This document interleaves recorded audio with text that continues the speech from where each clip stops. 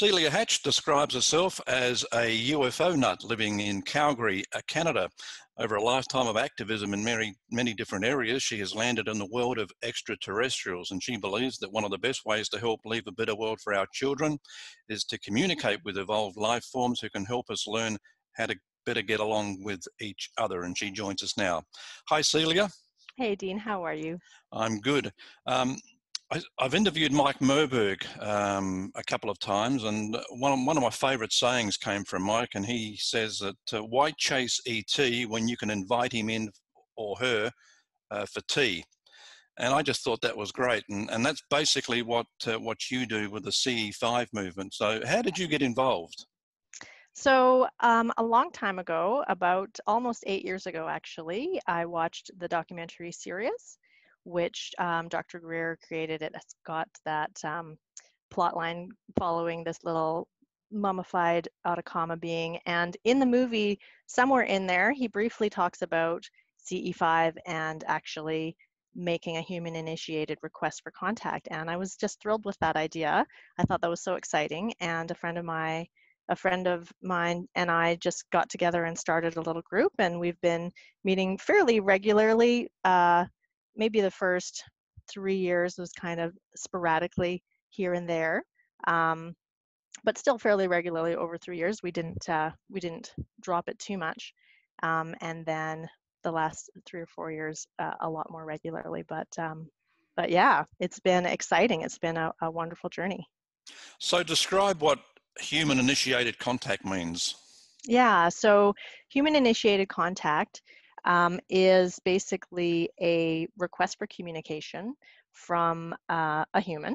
And usually we go out under the stars, usually under CE5, like typical CE5 protocol. The name CE5 is an acronym for Close Encounters of the Fifth Kind, which is part of the J. Allen Hynek classification. And it does literally is defined as human initiated contact with ETs. And oh, I'm losing my train of thought here. So what was your question?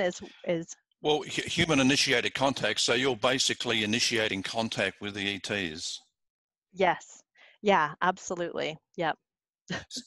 I mean, Sirius wasn't out that long ago, so the CE5 movement itself isn't like an old movement. It's only a recent thing, isn't it? Yeah, it's been around since the 90s. Yeah, that's where I was going. Sorry, I was trying to explain that CE5 has become a ubiquitous term, and that although it started with Dr. Greer, it's really gone all over the world and describes a whole bunch of different methodologies for contact. And so even though the protocols that Dr. Greer started involved lights and sounds and coherent thought sequencing, people have really taken ET contact, and it's kind of developed into all kinds of different ways that people make contact. Doesn't necessarily even have to be at night, and it has also sprouted up all over the world, not just originating from the work that Dr. Greer did, but like what Robert Bingham does, or I've met lots of people that have developed it and explored it all on their own, and they never heard of Dr. Greer or anything like that. So CE5 really has become something that is all-encompassing and is defined by human-initiated contact. Right, right. So is it easy to go out and see a UFO? I would say maybe simple, not easy. So it really there's so many different factors determining whether or not you'll have a multiple witness UFO sighting.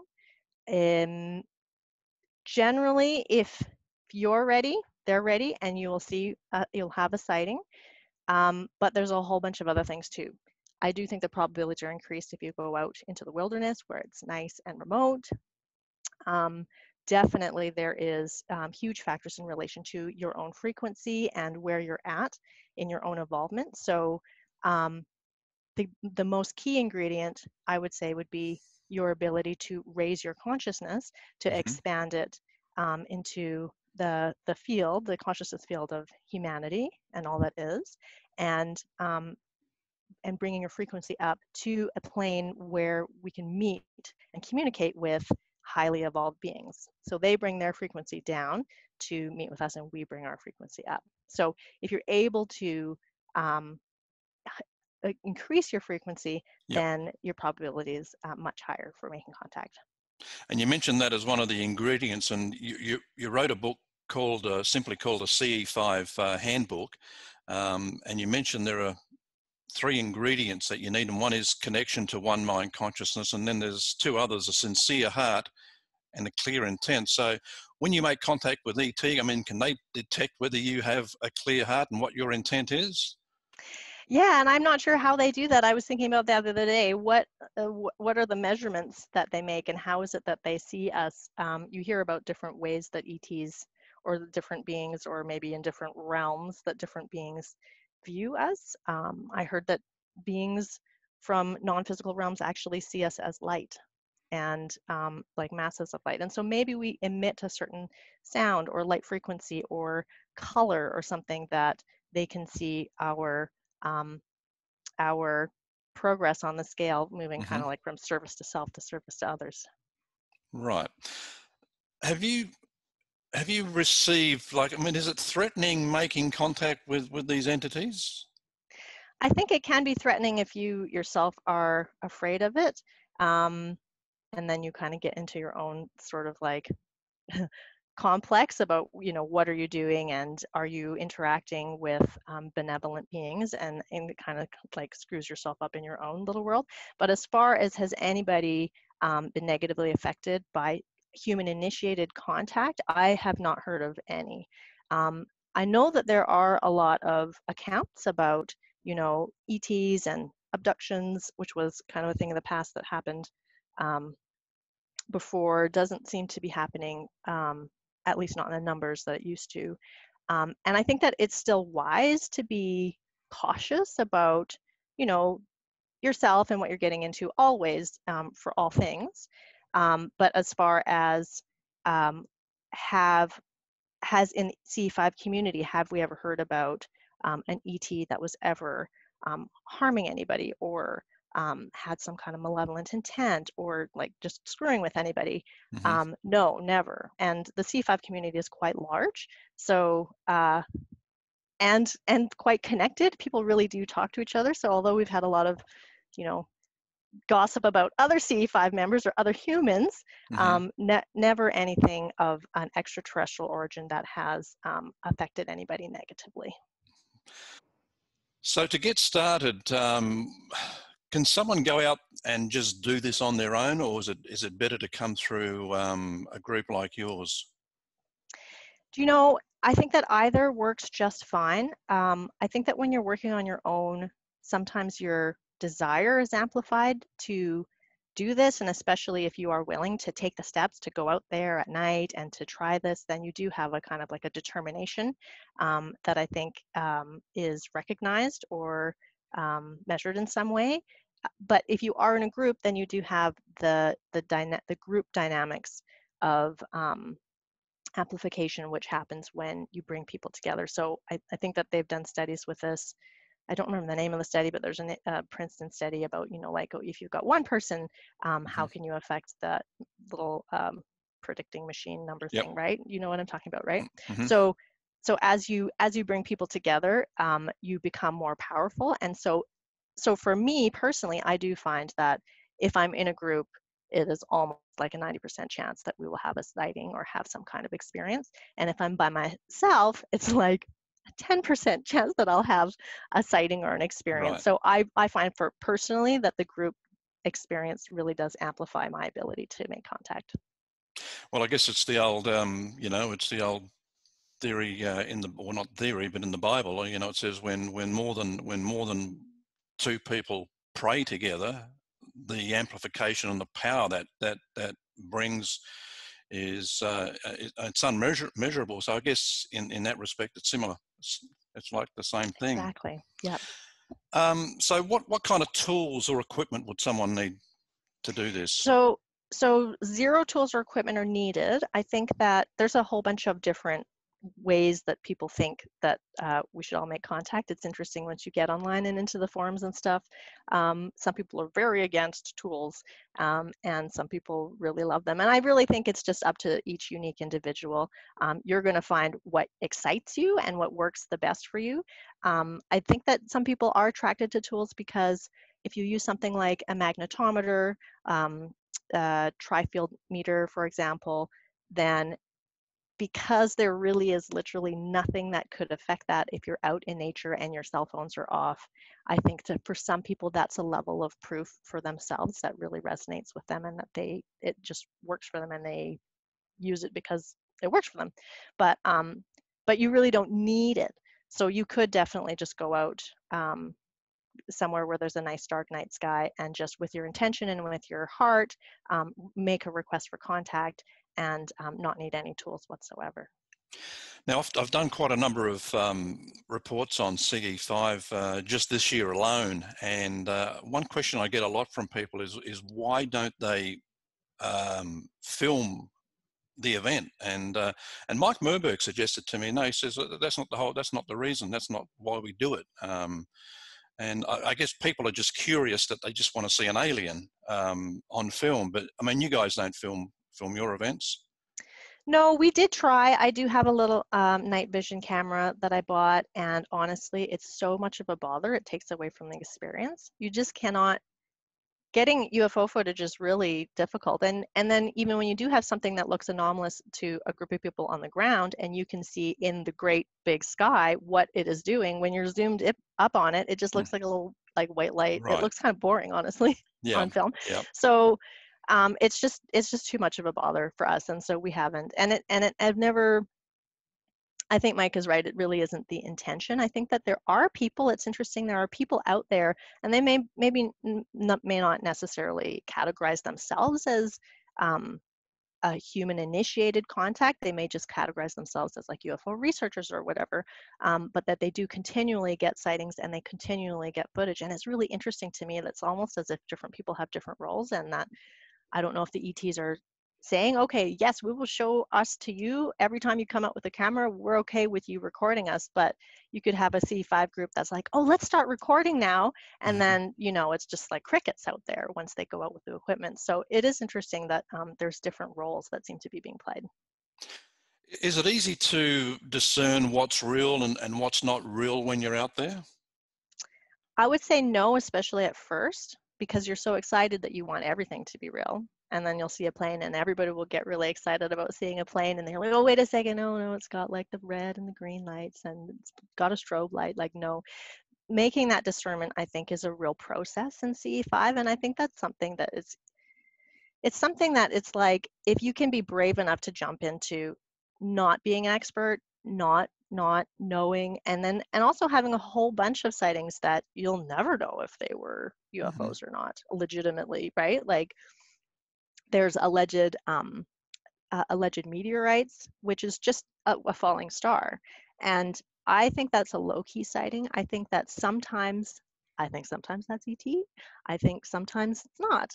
I think that it could be a falling star, and sometimes it's a response maybe to, like, one of my favorite alleged meteorite examples is that I was down with Costa McCrease in Mount Shasta, and we were having a CE5 there, and it was the end of the night, and we had a beautiful night.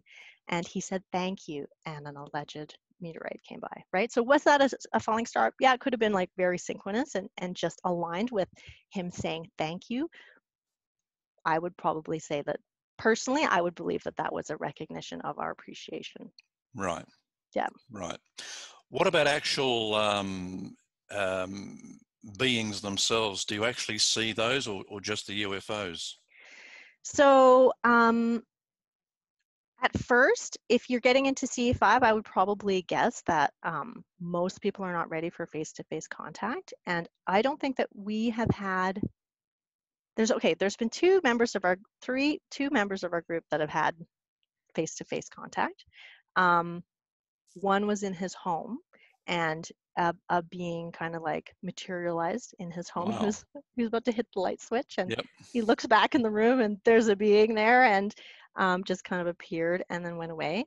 And it really is about readiness, right? Like he's totally ready, totally like just out of our group, just thinking about all of us and our levels of fear, and also our levels of like, well, like what do we believe reality is, and how kind of stuck we are to like this 3D reality and attached to it, or can we view reality as a little bit more fluid or elastic? He's totally ready. And then we have another guy in our group that had a full-on experiencer, like went on the ship for 3 weeks, Wow. like wild story, and he has seen many face-to-face beings recently in this last year. So and his readiness is absolutely complete and done because he has absolutely no fear. um, it's interesting because I was speaking with another CE5 leader a little while ago, and he was saying, if you say to yourself that you have no fear, you are absolutely lying to yourself. All humans have fear. Yep. And I'm like, I don't know about, there's this one guy in my group that I'm pretty sure he is absolutely fearless. And I'm sure that is why the ETs have shown themselves to him first, because it's such a disconnect and such a strange and surreal experience. And I think it not only is it weird and different, but I think it can really send our fight or flight system into like hyperdrive. So Wow. not having fear and having that face-to-face contact is, I think, totally related. Yeah, we need to talk to that gentleman that spent 3 weeks on the craft. I mean, he would have some story to tell. Um, it's funny you mentioned that one person went to hit the light switch and a being suddenly appeared, because I mean, and that's not unusual. I hear a lot of people say that they're sitting in their lounge room and they suddenly kind of notice something kind of flip past, and they look and there's nothing there, and they think, oh well, maybe just my imagination. But I'm starting to think there's an explanation for that. It may be, right? I mean, and it's interesting because I think that our imagination is almost like the doorway to these different realities, and that if we utilize our imagination, and if we even kind of almost entertain ourselves a little bit with our imagination, I think that actually increases the real reality to come forward more. So if you do say something like, oh, okay, a little light flash, and it could have been a reflection from something in the room or a mirror or your phone or something, but if you're like, oh, maybe that could have been, something special or something different, I think that the chances of you catching something that really is real and anomalous grows higher, not just from the habit of you looking for it, but Hmm. even almost like literally to open the door to that reality. Right. It was funny. It was a few nights ago from the date we're recording this interview, and my wife was on the phone with her daughter, and she just came out, and I was watching TV, and she just asked me, do you often see, sitting there and think you see something that might be across to your right or to your left, and there's nothing there? And I said, yeah. I mean, I think that happens a lot. I mean, it's happened to me. And she says, you're not bringing these things into our home, are you? And so guilty. Sorry, that was you. Yeah. Um, Cynthia, Celia, I should say, meditation. How important is meditation in this process? I would say that it can be very valuable, and I know that some people don't meditate very well, or they say that they don't meditate very well, which in reality maybe they don't realize that nobody really meditates that great, and somebody that has meditated for many years still has issues with, like thoughts coming in and that kind of thing. But in our experience, we've had people that are really like experienced meditators in our group, and I think that has helped quite a bit. And we've also had a few people that are just not that great at meditating, but it's not a requirement. I think it's just a help. Mm-hmm. You mentioned earlier vibration levels and lifting your vibration levels, and of course that's a common practice with people who follow the law of attraction topic, and meditating and raising your vibration. So, why is that so important? It really is important because I think that it's a function of bridging the reality. It's like I don't think that and this is just from my own understanding. It's interesting because you draw a whole bunch of opinions and beliefs for yourself from a whole bunch of different sources and also from your own experience. But I don't think that it's very easy for entities, beings from a higher realm or area or dimension to enter into this 3D reality. And so it's almost as if we're in such a thick fog or dense world that they could come knocking all they want and even bring themselves all the way down to our reality, but because they are in a separate reality, it's we can't even hear them or see them. I know that there are, and I always just use the word ET because that's just simple and short and easy for me, but I mean, what are we communicating with? Interdimensionals, multidimensionals? Probably some of them are physical. Maybe some of them really literally could literally knock on our 3D doors and we could answer the door and see them. Yeah, it's really hard to say. But I think part of the reason is that kind of like operational, yeah, you actually literally have to get to this like contact highway where Right. you bring yourself there too. But I think also there's something about CE5 being just a high frequency thing.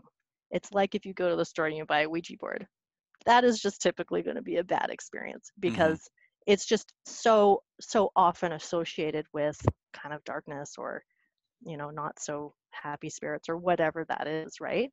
So you probably could go to the store and buy a Ouija board and do great things with it with a pure intention, but I think in that way CE5 is it's associated with harmony and peace and Right. a bringing of an entire planet to unity consciousness. And so I think it's like simply characterized as a high frequency modality of contact with other realms and that sort of thing. And I think that's also why, just backtracking to that question about like, is there anything threatening about CE5? Yep. I think there's something kind of sacred about it. I think that it's possible that maybe there are negative entities that may want to mess with it or whatever, but I think it's kind of protected, if that makes any sense. Right. Yeah. How long would someone have to go out? How many times will they need to go out before they actually see something? So in my book, I actually said 6, and I don't know exactly where I came up with that number, but it does feel like that's probably accurate for people. I have people that join our group and have sightings on the first night. I really feel like you usually like 3 or 4 nights in, probably, as long as you're following, the protocols in terms of raising your frequency and opening, expanding your consciousness to include the reality that really we are all one, and we're and allowing that communication to happen in that way. But I've had a few people. In the book, I actually said, if you haven't had a sighting in 6 sightings, then email me and we'll try and figure out what's going on for you. Right. And I have had a couple people email me. But I think they're outliers. I haven't had a ton of emails. It feels like if you're determined enough to keep going out, within 3 or 4 or 5 outings, I think someone would see something, especially because now it's so different than, say, when we first started out, we didn't see anything for 3 years. It's like Right. a Wow. long time, right? Yeah. I went down to Mount Shasta to see Costa McCrease, and asked him, like, what do you think we should do? Why aren't we seeing anything? We haven't seen anything for 3 years. He's like, wow, you guys are dedicated. I don't know if I would have stayed with it that long. But he suggested potlucks. And so for us, our missing ingredient was group coherence, which can be very important. Mm-hmm. Like, many different people came to our group, lots of different personalities, viewpoints, and all kinds of things like that. And they were all kind of connecting through me and speaking to me, but they would never really speak to each other in the group. And Right. so that was what we were missing. And so that's why in the book I kind of invited people, if they want to, just email me and ask why, because there might be something that they're missing and they're just not sure exactly what it is, whether or not it's their own personal well-being, because if you're not feeling in a good space, then probably contact is not going to happen, Mm-hmm. or whether it's something to do with the group dynamic or even like where you're going or that kind of thing. Okay. Well, before I ask you about some of your more interesting experiences, firstly, how does someone get started, and can you recommend a resource or two that people can check out? Yeah. So to get started, really you just have to, it's as simple as going outside, and you can do CE5 inside too. Although I think just being in nature is a little bit more magical, but that's just personal. I do really like Mm-hmm. to go outside and just have a strong intention and a pure heart and reach out to make communication. Um, it's really that simple. People do like to usually get a little bit more information to go outside, to prepare themselves to go outside. The book that we wrote is free, and you can get it at a ce5handbook.com. And there's all kinds of, questions and answers in there. You can also go to the ET Contact Hub, www.etcontacthub.com, where you've got shared resources from all over the world, from all different modalities of contact, and different people, different climates, different everything, and instructions there on how to make contact there too. So if you were just starting out, I would say, like, just have the bravery to do something different and just get out there and do something exciting. And if you need a resource, you could go try one of those resources.